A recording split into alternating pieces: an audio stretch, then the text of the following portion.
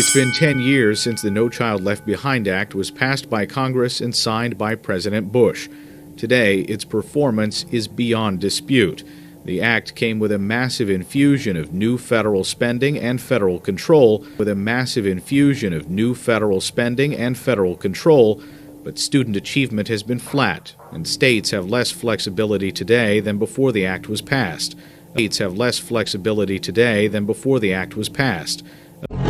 In 2001, I graduated from Rutgers with a PhD in neuroscience. The focus of my studies had been on attention systems and neuropharmacology. It was at that time, and just thereafter, that we saw an incredible jump in the number of children prescribed amphetamines for ADHD. I knew from my own research that even small doses of amphetamines had long-term consequences on the developing brain. And yet, over the next several years, I saw only increasing emphasis in treating so-called ADHD with amphetamines. In 2005, I had my own crisis of conscience. I left neuroscience to pursue education. After teaching for several years on the south side of Chicago, using methods I knew would engage students' natural attention systems, I left to pursue a degree in educational leadership to see if these techniques could be utilized on a broader scale. This just happened to be at the peak of No Child Left Behind and during the transition into our Common Core curriculum. Exactly. There's a lot of tension and a lot of strange bedfellows. The National Education Association, the biggest teachers union, has been on a campaign for over a year now against what they call toxic testing, too much testing. And they might find themselves aligned with Republicans who want to roll back the testing where the administration has vowed not to do that. They would also be required to bring all students to proficiency by 2014. But control over curriculum was supposed to remain a local concern. This was clearly an escalation in federal control, but Republicans in particular, to sell this to their constituency, said, no, this isn't an increase in federal control because states will set their own standards, tests, etc. This, though, set the stage for where we are now, which is a move to have a federal curriculum, to have national standards, national tests. And the federal government, through the Race to the Top program, through the Obama administration's waivers from No Child Left Behind, is putting that into place. They're telling states, if you want to get out of this ridiculous, onerous No Child Left Behind law, you now have to adopt national standards, a national curriculum, and soon you'll have to adopt national tests, which, oh, by the way, the federal government is paying for. People are looking back and thinking that there's huge problems with this bill. It mandated annual testing in reading and math for students in grades 3 through 8 and again in high school. And there's a huge backlash now against so much standardized testing. And it also set out strict sanctions for schools that did not continually improve their students' performance on those tests. And that also has created a huge backlash and kind of an idea that there's too much federal interference in local schools. The Obama administration put together a recovery package for the states, but one of the requirements was they had to have adopted college and career readiness standards, which is a code word for Common Core. College and career readiness standards, which is a code word for Common Core. That complaint of the proficiency mandate, so far as I can tell, is a bipartisan complaint. People on both sides of the aisle have been complaining about it for some time, and in fact, waivers were requested from states like Colorado. I have a couple of them listed here. New Jersey, I believe, was one. Indiana was another one. These are states with, not Colorado, but New Jersey and Indiana are states with Republican governors. And Republicans have long complained that No Child Left Behind was too top-down, and they wanted more local control of education policy.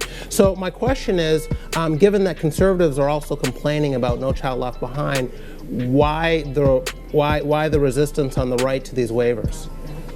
Well, the waivers are seen by most Republicans as as sort of as an overreach by the Obama administration. They're not just giving flexibility to states, but they're giving flexibility with the assumption to states or with the requirement that certain compliances are met, that certain of the Obama administration's pet programs, things that they really like, are being adopted by states. Okay. So states, the Obama administration's pet programs, things that they really like, are being adopted by states. Okay. So states. I'm sorry, go ahead.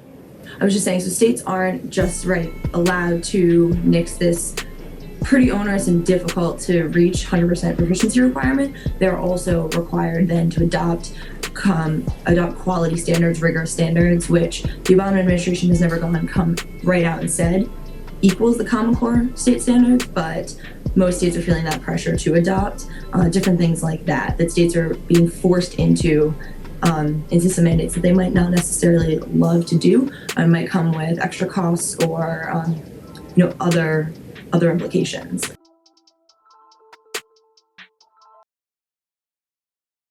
They're also required then to adopt quality standards, rigorous standards, which the Obama administration has never come right out and said equals the Common Core state standards, but most states are feeling that pressure to adopt.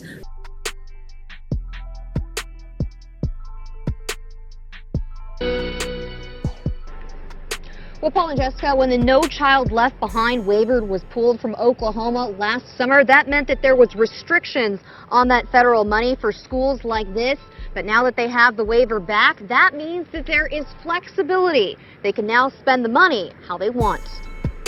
Well, thank you all very much for coming today. It's a good day. State Superintendent Janet Barisi is beaming about getting the No Child Left Behind waiver back. We were going to have to grow government and hire a ton of people and really to do things that we saw absolutely of no benefit to districts. Those people would have been hired to make sure federal money was spent meeting federal standards.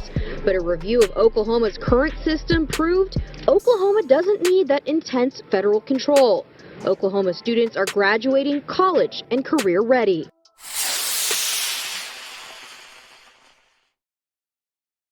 For too long in this country, we've seen the radical left attack individuals' religious liberty in our schools. We've also seen patriotism mocked and a hatred for this country pushed by woke teachers' unions. We will not tolerate that in any school in Oklahoma. Walters is requiring that all public schools in the state show students that video, which includes him leading a prayer for President-elect Trump. It's a mandate that several districts have already said they are disregarding. And that pushback comes as Walters is already facing 2 lawsuits stemming from his earlier mandate that schools incorporate the Bible into lesson plans in grades 5 through 12. Last week, he also announced the purchase of 500 Bibles, which appear to be the Trump-endorsed God Bless the USA version for use in classrooms across the state.